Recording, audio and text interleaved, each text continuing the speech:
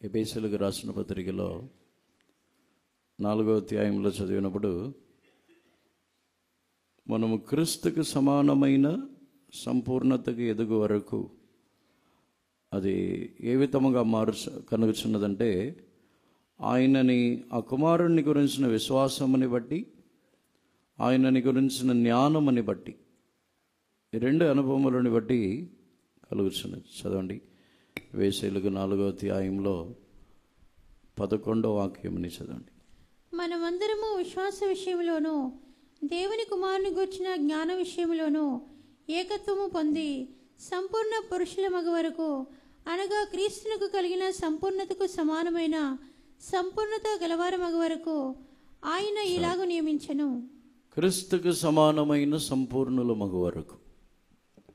క్రీస్తుకు సమానమైన సంపూర్ణత వచ్చి విశ్వాసము, దేవుని కుమారుని గురించిన జ్ఞానము, రెండిటిని బట్టే అది ప్రారంభించబడుతున్నది.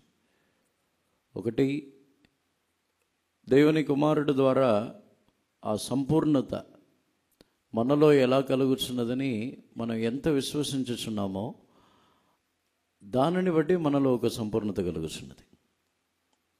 అంటే మన యొక్క జీవితంలో అవిశ్వాసము అది వచ్చి మనల్ని పరిశుద్ధపరచదు. ఉదాహరణముగా మన జీవితంలో మనము రక్షణ పొందిన దినములకు ముందు ఎన్నో పాపములు చేసి ఉంటాం. రక్షణ పొందిన తర్వాత కొన్ని పాపములు, దోషములు మనలో ప్రవేశించి ఉంటాయి. వాటి గురించి మనం దేవుని దగ్గర పశ్చాత్తాపపడి ఉన్నాం. వాటి గురించి దేవుని దగ్గర క్షమాపణ అడిగి ఉన్నాం. ప్రభు వల్లలో పాలు పొంది ఉన్నాం. వాటిని దేవుడు క్షమించి ఉన్నారని మనం విశ్వసించాలి. అనేకులలో లేని ఒక కార్యం ఏమిటంటే, తమ జీవితంలో ఏమైనా వ్యాధి, బలహీనతలు, ఏమైనా కష్టములు, శోధనలు వచ్చిన వెంటనే ఎప్పుడో నేను చేసిన పాపం కొరకే ఇప్పుడు ఈ విధమైన కార్యము నా జీవితంలో వచ్చేస్తున్నది అని మోసపోవచ్చున్నారు. మొదటిగా మన యొక్క జీవితంలో కలగాల్సిన విశ్వాసం, అదే దేవుని కుమారుని యందలి ఉన్న విశ్వాసం ఏమిటంటే, మనము ఇంతకుముందు చేసిన పాపములను ఎప్పుడైతే ఒప్పుకొనుచున్నామో, పశ్చాత్తాపముతో ఒప్పుకొనుచున్నామో, వాటిని దేవుడు క్షమించుచున్నారని మనం విశ్వసించాలి. క్షమించిన వాటిని గురించి దేవుడు మరలా మన యొక్క జీవితంలో ఏ కార్యముని తీసుకుని రారు. క్షమించిన వాటిని గురించి మనకు వ్యాధి రాదు. క్షమించిన వాటిని గురించి ఎటువంటి కీడు మన యొక్క జీవితంలో సంభవించదు. మొట్టమొదటిగా మనము సంపూర్ణులుగా మారవాలనంటే ఒక పాప క్షమాపణ యొక్క నిశ్చయిత కావాలి. దేవుడు నా పాపములను క్షమించి ఉన్నారు. ఇంతవరకు నేను ఒప్పుకొనిన వాటిని దేవుడు క్షమించి ఉన్నారని విశ్వసించాలి. అది మొదటి కార్యము. రెండవది, ఆయన యందలి విశ్వాసము, ఆయన కుమారుడిలో ఉన్న విశ్వాసము ద్వారా కలుగుతున్న సంపూర్ణత, ఆయన యొక్క శిలువ మరణము ద్వారా, ఆయన యొక్క రక్తము ద్వారా నన్ను కూడా ఆ శిలువలో కార్చిన రక్తము, ఆయన యొక్క గాయములు, ఆయన చేసిన క్రియలు నిశ్చయముగా నన్ను కూడా ఆయన వలె మార్చుచున్నది అని నమ్మాలి. ఇంతవరకు క్షమించబడిన వాటిని గురించి నమ్మిక కలగాలి. అదే విధముగా రాబోయే దినముల్లో నా జీవితం ఇంతే, నేను మారను. కొన్ని సందర్భముల్లో మనమే చెప్పుకుంటాం, మనమే మనల్ని బలహీనపరుచుకుంటాం. కొన్ని దోషములు, కొన్ని బలహీనతలు వచ్చిన వెంటనే నేను కూడా మనిషినే కదా, నేను కూడా ఒక సాధారణమైన మనిషినే కదా అని మనలో ఒక అవిశ్వాసపు మాటలు అవి. నేను కూడా మనిషినే కదా, నేను ఎంతవరకు ఓర్చుకోగలను, నేను కూడా మనిషినే కదా, నేను ఎంతవరకు సహించుకోగలను, ఎంతవరకు నేను ఆపుకోగలను, నాకు ఎంతవరకు సహనం ఉంటుంది అంటే ఆ మాటలని మాట్లాడుతున్నామంటే దానికి కారణం వచ్చి మనకు విశ్వాసం లేదు. అంటే మన జీవితంలో కూడా యేసుప్రభు వంటి ఓర్పు, యేసుప్రభులాగా మన యొక్క జీవితంలో సహనము, ఆయన వంటి స్వభావములు మనలో కలుగుతుందని విశ్వాసం మనకు లేదు. కాబట్టి మనం ఆ మాటలు మాట్లాడుతున్నాం. నేను కూడా సాధారణమైన మనిషినే కదా. విశ్వాసముని బట్టి మనలో క్రియ జరుగుతున్నది. విశ్వాసము లేకుండా ఆ క్రియ జరగదు. మనం అంతటితో నేను ఇంతవరకు నేను మనిషినే కదా, దానికి ఒక లిమిట్ ఉంది, ఆ లిమిట్లోనే ఉంటాను అనుకుంటే దానికి మించి మనం శుద్ధీకరింపబడలేము. దానికి మించి మన యొక్క జీవితం పరిశుద్ధపరచబడదు. యేసుప్రభుకు సమానమైన సంపూర్ణతకు రావాలంటే ఆయన వలె నన్ను కూడా దేవుడు మార్చగలరని విశ్వసించాలి. నేను కూడా అంటే మన యొక్క సొంత ప్రయత్నములు, సొంత బలము, సొంత జ్ఞానము, సొంత కార్యములని బట్టి కాదు, దేవుని యొక్క ఆ కృపని మన యొక్క జీవితంలో ఇంతవరకు దేవుడు మనల్ని రక్షించి ఇంతకు ముందున్న దుష్ట స్వభావంలో ఎన్నో కార్యములను ఇంతవరకు మార్చిన దేవుడు ఇక మీదటను ఆయన వలె నన్ను మార్చగలరని నమ్మాలి. యేసుప్రభు యొక్క కృప యందు విశ్వాసం ఉంచాలి. యేసుప్రభు యొక్క ఆయన యొక్క రక్తములో విశ్వాసం ఉంచాలి. యేసుప్రభు యొక్క వాక్యములు, ఆ వాక్యములలో విశ్వాసం ఉంచాలి. ఇదే ఎఫెసీయులకు రాసిన పత్రికలో 5వ అధ్యాయంలో చదువుతున్నప్పుడు తన యొక్క సంఘముని మచ్చాడాగు ముడతలేని సంఘముగా మార్చు నిమిత్తము దేవుడు ఏ కార్యముని చేయుచున్నారో ఎఫెసీయులకు రాయిస్తున్నారు. చదవండి 5వ అధ్యాయము 26వ వాక్యము 27వ వాక్యముని చదవండి. అటువలే క్రీస్తు కూడా సంఘమును ప్రేమించి అది కలంకమైనను ముడతైనను అట్టిది మరి ఏదైనను లేక పరిశుద్ధమైనదిగాను నిర్దోషమైనదిగాను మహిమగల సంఘముగాను ఆయన తన ఎదుట దానిని నిలవపెట్టుకొనవలెనని వాక్యముతో ఉదక స్నానము చేత దానిని పవిత్రపరచి పరిశుద్ధపరచుటకై దాని కొరకు తన్ను తాను అప్పగించుకొనెను. ఏ కలంకమైనను ముడతైనను అట్టిది మరి ఏదైనను లేకుండా మహిమగల సంఘముగా, పరిపూర్ణమైన సంఘముగా, ఏ విధమైన కల్మషములే లేని ఒక సంఘముగా నిలబెట్టుటకు ఆయన వాక్యముతో ఉతక స్నానము, వాక్యము ద్వారా ఆయన మచ్చ, డాగు, ముడత, కలంకము ఏమీ లేని ఒక సంఘముగా మార్చేస్తున్నారు. మనం నమ్మగలమా? దేవుడు ఆయన తన్ను తానే అప్పగించుకున్నట్టుకు కారణము సంఘముని ప్రేమించి వాటిని మహిమగల సంఘముగా, పరిశుద్ధమైనదిగా, పరిపూర్ణమైనదిగా తన ఎదుట నిలబెట్టుకున్న వలనని ఆయన ఈలాగు చేయించున్నారని నమ్మగలమా? ప్రస్తుతం ఉన్న మన యొక్క జీవితముని చూస్తే మచ్చాడాగు ముడతలేని సంఘముగా మార్చబడగలమా? కలంకమైనను ముడతైనను లేనిది. మన జీవితంలో ఎన్నో పాపములు ఉన్నాయి, దోషములు ఉన్నాయి, గాయములు ఉన్నాయి, దెబ్బలున్నాయి.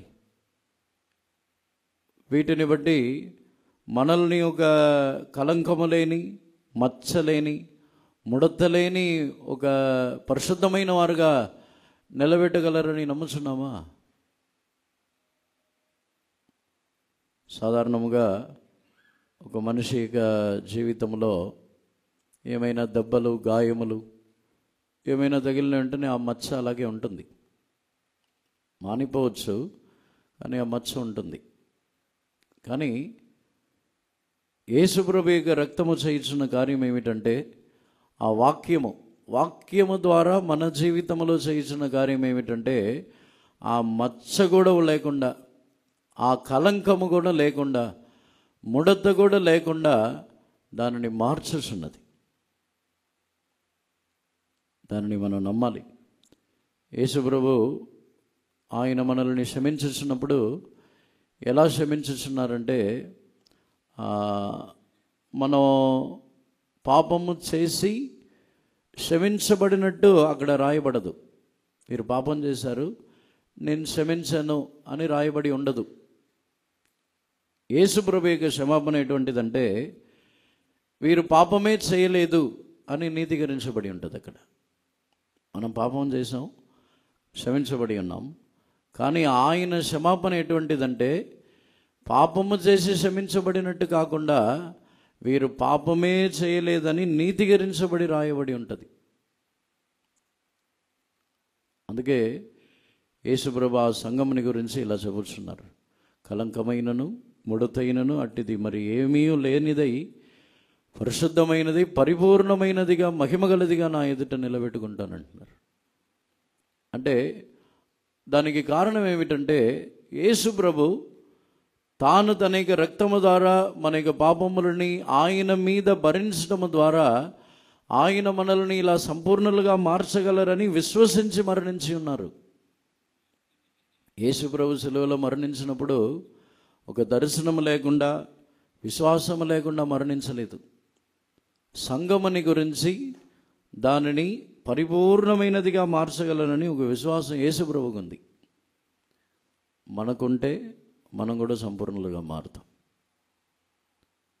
మనలో దుష్ట స్వభావములు ఉన్నాయి. మన యొక్క జీవితంలో ఎన్నో విధములైన దేవునికి ఇష్టములేని కార్యములు ఉన్నాయి.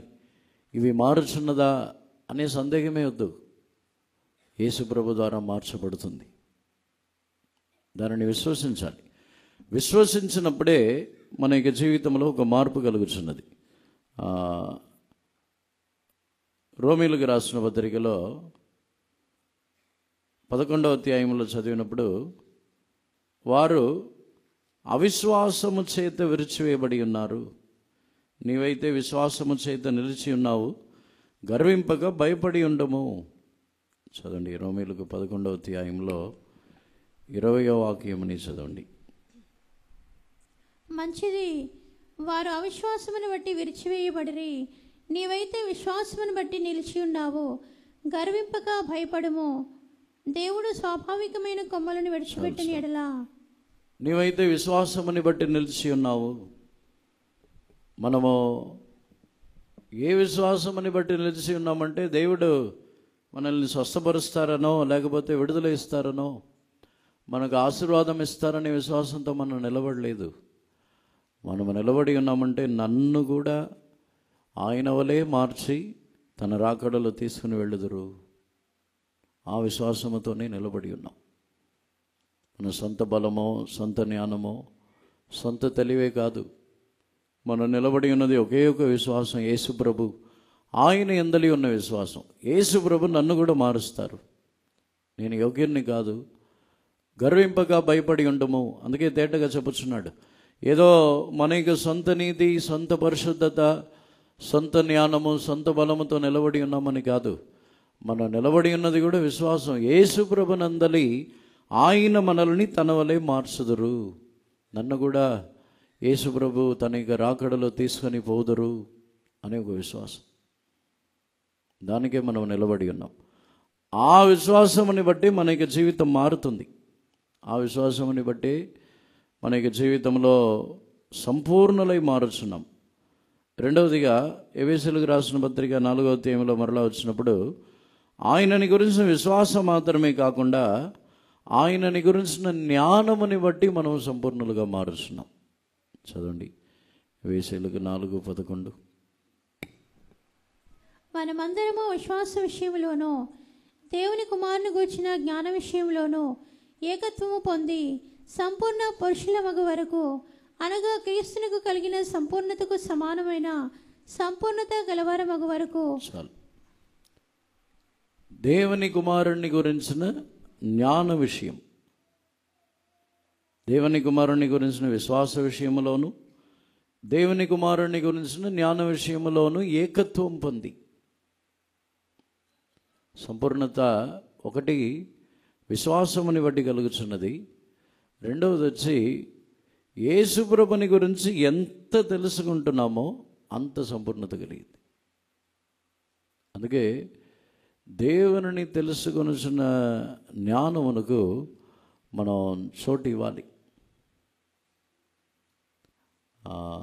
రోమీల్లో వారు ఎందుకు పాపమునకు వారు దేవుడు అప్పగించి ఉన్నారంటే వారు దేవునికి తన యొక్క మనసులో చోటు ఇనలేకపోయారు. రోమీయులకు రాసిన పత్రిక 1వ అధ్యాయంలో చదివినప్పుడు 1వ అధ్యాయము 28వ వాక్యముని చదవండి.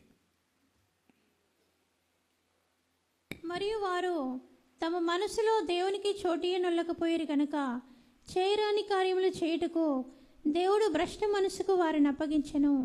దేవునికి చోటు ఇనలేకపోయారు. ఇంగ్లీష్లో చదవండి.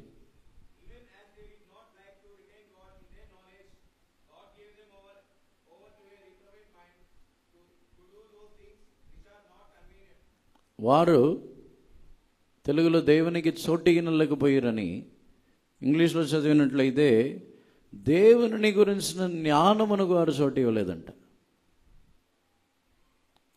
తెలుగులో వచ్చి దేవునికి చోటు ఇనలేదని, దేవుని గురించిన జ్ఞానమునని వారు దానిని యందు నిలబడలేదు. దేవుని గురించిన జ్ఞానముని తెలుసుకున్నట్టుకు మనం అనుకుంటాం సంవత్సరములని బట్టి లేకపోతే మన యొక్క జ్ఞానముని బట్టి యేసు ప్రభు గురించి తెలుసుకోవచ్చని అనుకుంటున్నాం. కానీ కాదు. యేసు ప్రభుని గురించిన జ్ఞానం అనేది ఆత్మీయ జీవితంలో ఎదుగుచున్న కొలది తెలియపరచబడింది. మన వాక్యములని విన్నా లేకపోతే మన జీవితంలో ఎన్నో సంవత్సరాలుగా ఉన్నా యేసు ప్రభు గురించి సంపూర్ణముగా తెలుసని చెప్పలేం. అపోస్తలుడైన యోహానుకి యేసు ప్రభుని గురించి సంపూర్ణముగా తెలుసు. తాను భూమిలో జీవించుచున్న కాలం అంతయు భూమిలో ఉన్నప్పుడు యేసు ప్రభుతోనే ఉన్నాడు, యేసు ప్రభు యొక్క రొమ్మనునే ఆనుకొని ఉన్నాడు. కానీ తనకు తెలియని ఒక యేసు ప్రభు ఉన్నారు. తనకు తెలియని యేసు ప్రభు యొక్క ఒక వ్యక్తిగతమైన జీవితం ఉంది. తనకు తెలియని మహిమ కలిగిన యేసు ప్రభు ఉన్నారు.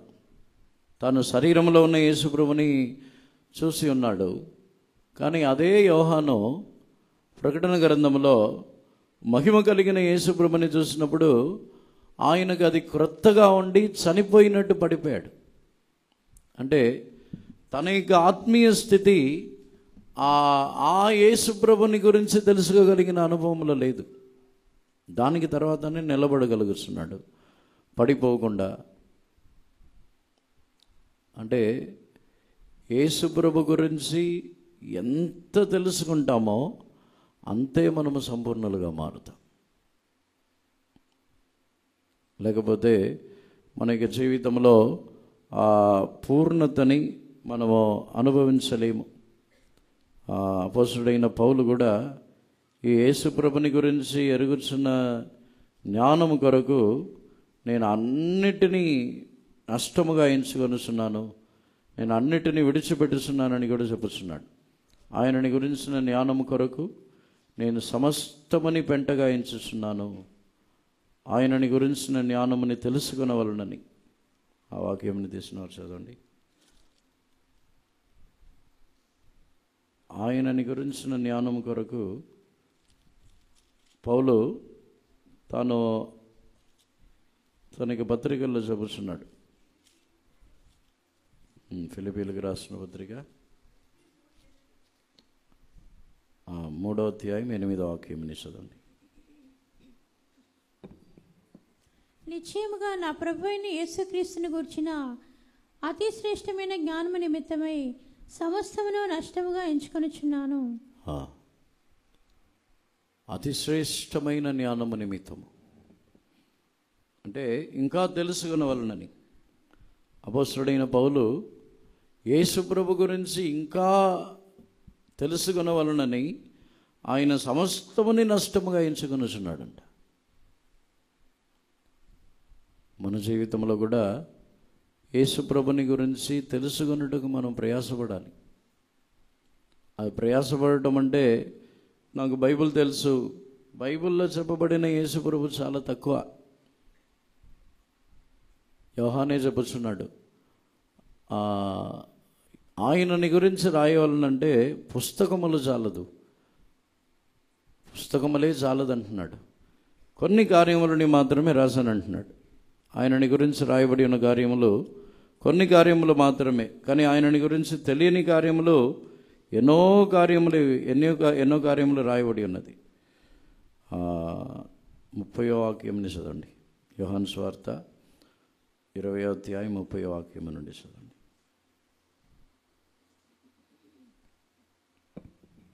మరియు అనేకమైన ఇతర సూచక క్రియలను యేసు తన శిష్యుల ఎదుట చేసెను. అవి ఈ గ్రంథమందు వ్రాయబడి ఉండలేదు కానీ యేసు దేవుని అవి ఈ గ్రంథమునందు రాయబడి ఉండలేదు, అవి గ్రంథమునందు లేదంటున్నాడు. అంటే యేసు ప్రభు చేసిన అద్భుతముల ఆశ్చర్యక్రియలని గురించి ఎక్కువ కార్యములు రాయలేదు, కొన్ని కార్యములు మాత్రమే రాసి ఉన్నారు. అలాగైతే యేసు ప్రభు భూమిలో ఉన్నప్పుడే ఆయన చేసిన కార్యములని గురించి తెలుసుకోవాల్సిన కార్యములు చాలా ఉన్నాయి. అలాగైతే మహిమ కలిగిన దేవుని కార్యములు ఎంత ఉంటుంది. యేసు ప్రభు మనిషిగా ఉన్నప్పుడు ఆయనని గురించి రాయబడి ఉన్న కార్యములు, కానీ ఆయన ఆత్మస్వరూపిగా మహిమగల దేవుడుగా ఉన్నప్పుడు ఆయనని గురించి తెలుసుకునటము, దానికి యుగాయుగములు తెలుసుకున్నా దానికి టైం చాలదు. అందుకే అపోస్తలుడైన పౌలు వచ్చి దీన్ని కూడా నేను నష్టముగా ఎంచుకొనుచున్నాను, లాభముగా ఎంచుకుంటే తన జీవితంలో ఉన్న కార్యములన్నింటినీ గొప్పగా చెప్పుకుంటూ ఉండాలి.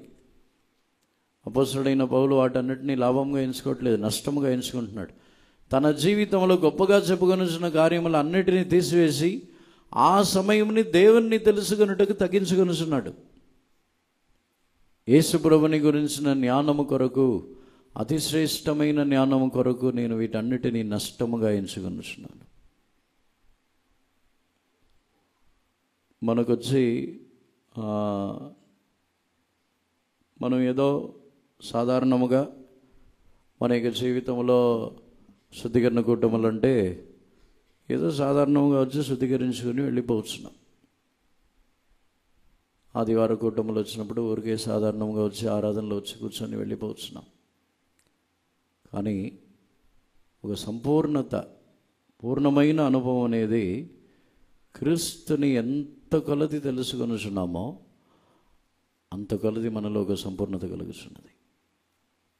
అందుకే మన యొక్క జీవితంలో ఇటువంటి ఒకవేళ మనకు సంపూర్ణమైన అనుభవం లేకపోతే మనం ఇలా రాలేం. మనం వాంఛించినప్పుడు నిశ్చయంగా దానికి తగిన విధంగా దేవుడు క్రియ చేస్తారు. ఆయన యొక్క సంపూర్ణతలో ఎదుగుటకు. రెండవది వచ్చి ఆయనని గురించిన జ్ఞానము. మూడవది వచ్చి మనం ఎదుగుటకు కారణముగా ఉండేది అదే ఎబేసీయులకు రాసిన పత్రికలో పౌలు చెబుతున్నాడు. మనము సంపూర్ణులుగా ఎదుగుటకు కారణముగా ఉండుటకు అదే ఎబేసీయులకు రాసిన పత్రిక 4వ అధ్యాయంలో 16వ వాక్యమని 15-16 చదవండి.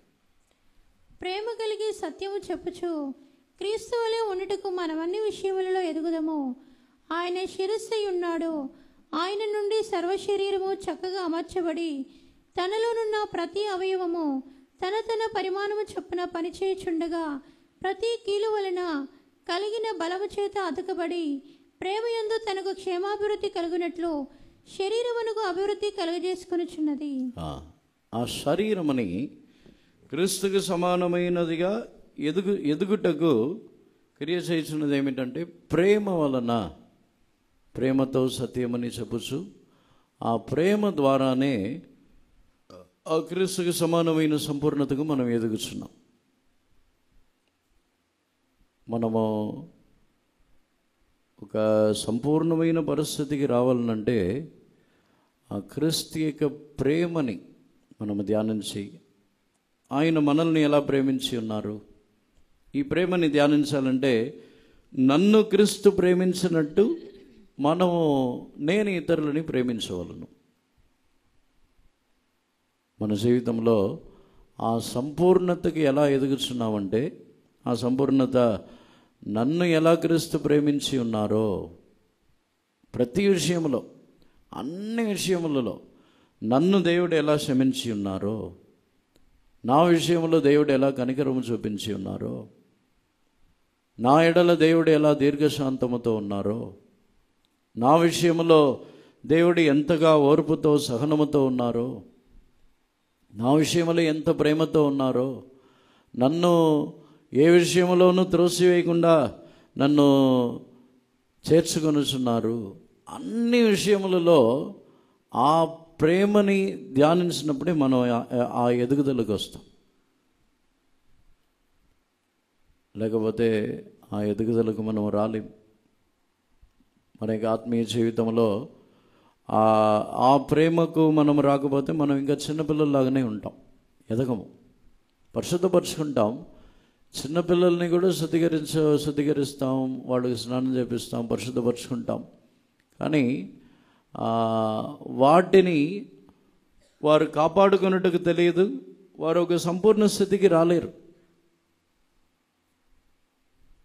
మన జీవితంలో కూడా మనం కూడా ఒకవేళ శుద్ధీకరించుకోవచ్చు. ప్రతి ప్రభు వల్లలో, ప్రతి శుద్ధీకరణ గుడ్డలో మనల్ని పరిశుద్ధపరచుకోవచ్చు. కానీ మన యొక్క జీవితంలో సరైన ఒక ప్రేమ, క్రీస్తు యొక్క ప్రేమ మనలో లేకపోతే మన యొక్క జీవితంలో మనం ఎదగని వారుగానే ఉంటాం. మనం ఇంకా సంపూర్ణతకు రాము. ఆ ప్రేమని గురించి మత్తయి సువార్తలో చదివినప్పుడు ఆ సంపూర్ణపరచుతున్న అనుభవముని గురించి మత్తయి సువార్తలో యేసు ప్రభు చెప్పుతున్నారు, మీ పరలోకపు తండ్రి పరిపూర్ణుడు గనుక మీరును పరిపూర్ణులై ఉండెదరు. చదవండి 5వ అధ్యాయం చివరి వాక్యం. మీ పరలోకపు తండ్రి పరిపూర్ణుడు గనుక మీరును పరిపూర్ణులుగా ఉండెదరు. ఈ పరిపూర్ణత గురించి చెప్పినప్పుడే ప్రేమ గురించి చెప్పుతున్నారు. 46వ వాక్యం నుండి, మీరు మిమ్మల్ని ప్రేమించు వారినే ప్రేమించిన ఎడల మీకేమి ఫలము కలుగును? సుంకరులను అలాగ చేయుచున్నారు కదా. మీ సహోదరులకు మాత్రము వందనము చేసిన ఎడల మీరు ఎక్కువ చేయుచున్నదేమి? అన్యజనులను అలాగ చేయుచున్నారు కదా. మిమ్మల్ని ప్రేమించు వారినే మీరు ప్రేమించిన ఎడల సుంకరులను అలాగ చేయుచున్నారు కదా, మీరు ఎక్కువ చేసేది ఏమిటి? మనం కూడా చెప్తాం, నేను కూడా అందరినీ ప్రేమిస్తాను, నేను అందరితో ప్రేమగానే ఉంటాను. ఒకవేళ ఉండవచ్చు, మనల్ని విరోధించిన వాళ్ళతో మనం ప్రేమతో ఉన్నామా? మనల్ని నిందించిన వారు, మన గురించి చెడుగా మాట్లాడిన వారు, లేకపోతే మనల్ని మన మీద నిందలు వేసి మనల్ని పట్టించి మనకు విరోధముగా క్రియ చేసిన వారు, మనకు నష్టం కలుగజేసిన వారు, మనల్ని దూషించిన వారు, మనల్ని అవమానపరిచిన వారు, వీరిని ప్రేమించగలుగుతున్నామా? మీ పరలోకపు తండ్రి పరిపూర్ణుడు గనుక మీరును పరిపూర్ణులై ఉండెదరు. పరిపూర్ణత ప్రేమని బట్టి కలుగుతున్నది. అంటే ఆ ప్రేమని ధ్యానించి చూస్తే మనల్ని యేసుప్రభు ఎలా ప్రేమించి ఉన్నారో ఇతరులని ఆ విధముగా ప్రేమించవలను. మనము శత్రువులుగా ఉన్నప్పుడే ఆయన మనల్ని ప్రేమించి ఉన్నారు. మనం ఆయనకు విరోధముగా ఉన్నప్పుడే ఆయన మనల్ని ప్రేమించి ఉన్నారు. ఆ ప్రేమ మనకు కావాలి. మన జీవితంలో ఈ ప్రేమని గురించిన కార్యముని ఎన్నో సంవత్సరాల నుంచి వింటున్నాం. కానీ మన జీవితంలో అది అనుభవరీతిగా రావటము చాలా తక్కువగా మారిపోయింది. మన జీవితంలో దేవుడే కృప ఇవ్వాలి. దేవుడు కృప ఇవ్వటము, ఆ ప్రేమతో మనం నింపబడాలి.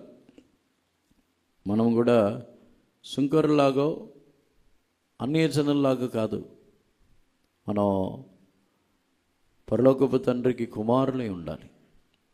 పరలోకపు తండ్రికి కుమారులై ఉన్నప్పుడే ఆ ప్రేమని బట్టి మన యొక్క జీవితంని మనము సంపూర్ణులుగా మార్చుకొని వచ్చున్నాం.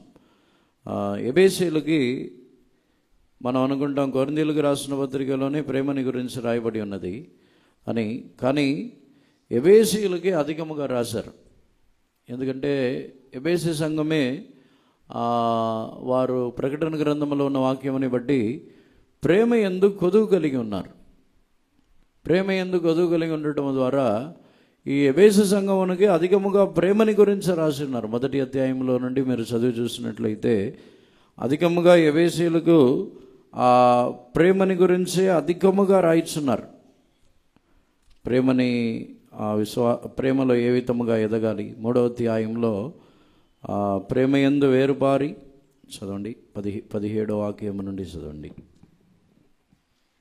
ప్రేమయందు వేరుపారి స్థిరపడి సమస్త పరిస్థితులతో కూడా దాని వెడల్పు పొడుగు లోతు ఎత్తు ఎంతో గ్రహించుకొనుటకును జ్ఞానమునకు మించిన క్రీస్తు ప్రేమను తెలుసుకొనుటకును తగిన శక్తి గలవారు కావాలని ప్రార్థించున్నాను.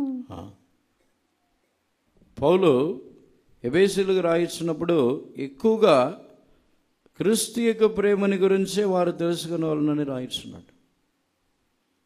ఆ ప్రేమ ద్వారానే వారు సంపూర్ణులుగా మారుస్తున్నారు. క్రీస్తు యొక్క మనం ఎబేసీలకు 4వ అధ్యాయంలో చదివినట్టు క్రీస్తు యొక్క జ్ఞానం, యేసుప్రభు యొక్క దేవుని యొక్క కుమారుని గురించిన జ్ఞానం, దానిని బట్టి కూడా ఆయన యొక్క ప్రేమ యొక్క ఎత్తు వెడల్పు, దాని పొడవు, దాని లోతు, వాటిని గురించిన జ్ఞానముని బట్టి కూడా మనం మారుతాం. ఎంత అధికముగా యేసుప్రభు ప్రేమించి ఉన్నారు. ఆయన ప్రేమని గురించిన ఒక జ్ఞానం అది. ఆయన ప్రేమని గురించి ఎంత అధికముగా తెలుసుకుంటామో అంత అధికముగా మన యొక్క జీవితం మారుతున్నది. లేకపోతే ఒక సంపూర్ణ స్థితికి మనం రాలేం. యేసుప్రభు ఇంత లోతుగా ప్రేమించి ఉన్నారా? యేసుప్రభు యొక్క ప్రేమ యొక్క వెడల్పు ఇంత, యేసుప్రభు యొక్క ప్రేమ యొక్క ఎత్తు ఇంత కొలది ఉన్నదా? ఆయనక మనం ధ్యానించినప్పుడే, వాటిని గురించి తెలుసుకొనిచ్చినప్పుడే, అది వ్యక్తిగతముగా ఒక్కొక్కరి యొక్క జీవితంలో తెలుసుకొనిసిన కార్యం.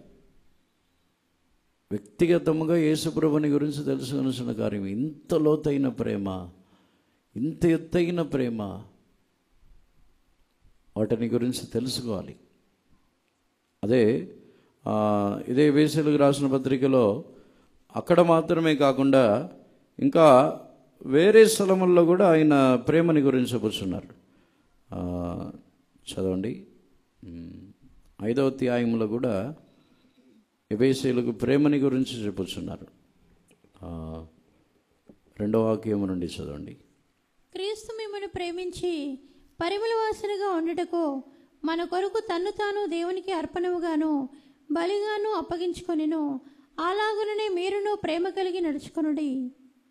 చదవండి. మీలో జారత్వమే గాని ఏ విధమైన అపవిత్రతయే గాని లోభత్వమే గాని వీటి పేరైనను ఎత్తకూడదు. ఇదే పరిశుద్ధులకు తగినది. కృతజ్ఞతావచనమే మీరు ఉచ్చరింపవలను గాని మీరు బూతులైనను పోకిరి మాటలైనను సరసోక్తులైనను ఉచ్చరింపకూడదు. ఇవి మీకు తగవు. వ్యభిచారి అయినను అపవిత్రుడైనను విగ్రహారాధికుడయ్యున్న లోబి అయినను క్రీస్తు యొక్కయు దేవుని యొక్కయు రాజ్యమునకు హక్కుదారుడు కాడని సంగతి మీకు నిశ్చయముగా తెలియను. అక్కడ కూడా ప్రేమ గురించి చెప్పుతున్నారు. ఎఫెసీయులకు 5వ అధ్యాయంలో చెప్పినప్పుడు కూడా మీరును ప్రేమ కలిగి నడుచుకొనుడి. దానికి క్రింద ఉన్న వాక్యముల్లో ఇటువంటి దుష్ట స్వభావములు గలవారుగా లేకుండా ఉండి, అదే అధ్యాయంలో యేసుప్రభు తన యొక్క సంఘముని ఎలా ప్రేమించుచున్నారో ఆ విధముగానే ప్రేమించవాలని చెప్పుచున్నారు.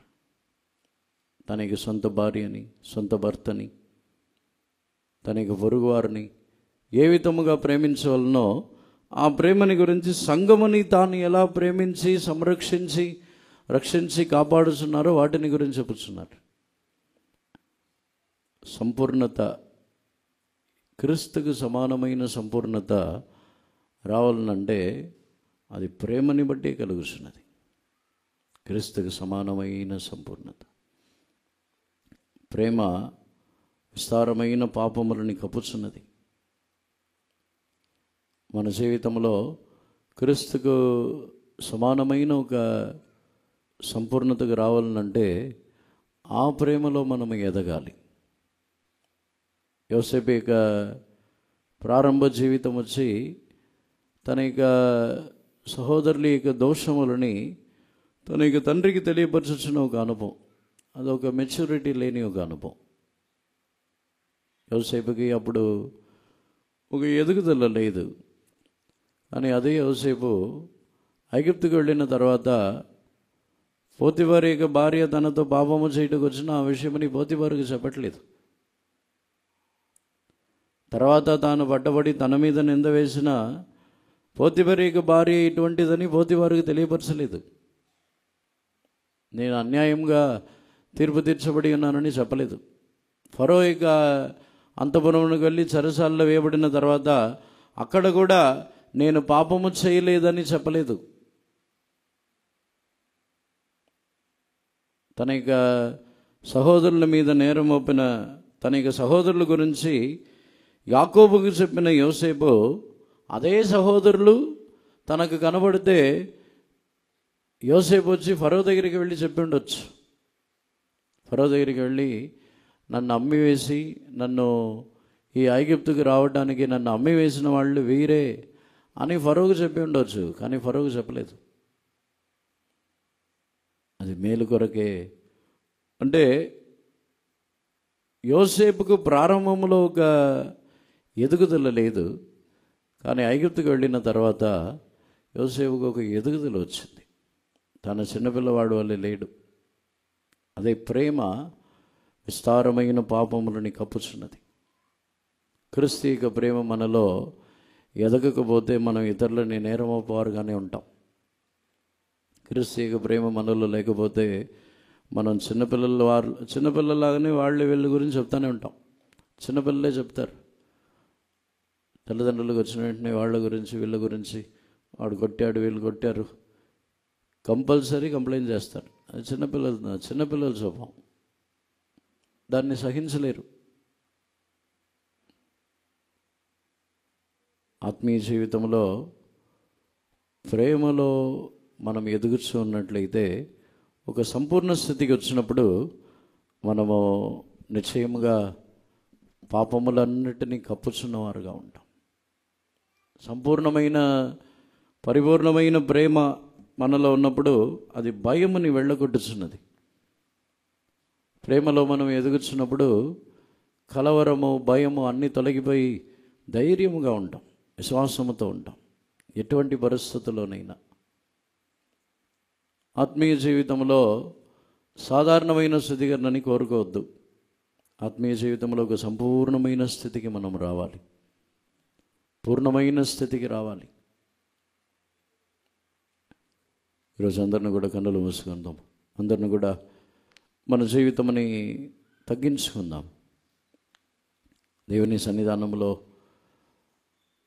మనము ఎంతవరకు విశ్వసించుచున్నాం? మనల్ని దేవుడు ఎంతవరకు పరిశుద్ధపరచగలరని విశ్వసించుచున్నాం? మన స్వభావములు ఎంతవరకు మారిద్దని నమ్ముచున్నాం? యేసుప్రభులాగా మారుతుందని నమ్ముచున్నామా? మన యొక్క ప్రాణ ఆత్మ శరీరము యేసుప్రభు వలే మారుతుందని ఒక విశ్వాసం అనుకుంటే ఆ క్రియ మనలో జరుగుతున్నది. యేసుప్రభు వలే మారుదును అనే విశ్వాసం ఉన్నప్పుడే యేసుప్రభు ఎటువంటి వారో తెలుసుకున్నట్టుకు ప్రారంభించుచున్నాం. యేసుప్రభు గురించి అధికముగా యోహానుకు బయలుపరచుటకు కారణమే యోహాను యేసుప్రభుని అత్యధికముగా ప్రేమించి ఉన్నాడు. అది కూడా ప్రేమని బట్టే బయలుపరచబడుతున్నది. మనం ఎంత అధికముగా దేవుని జనుల్ని ఎంత అధికముగా ప్రేమించుచున్నామో అంత కొలది దేవుని గురించి మనకు బయలుపరచబడుతున్నది. లేకపోతే అది కూడా బయలుపరచబడదు. క్రీస్తుని ప్రేమించుచున్న కొలది మన జీవితంలో ఆయనని గురించిన కార్యములు బయలుపరచబడుతున్నాయి. ఆయన స్వభావం, ఆయన యొక్క శ్రేష్టత్వం, ఆయన యొక్క మహిమ అన్నీ మనకు బయలుపరచబడును. అందును కూడా సమర్పించుకుందాము. కన్నులు మూసుకొని మనల్ని మనమే విశ్వాసముతో మనల్ని సమర్పించుకుందాం.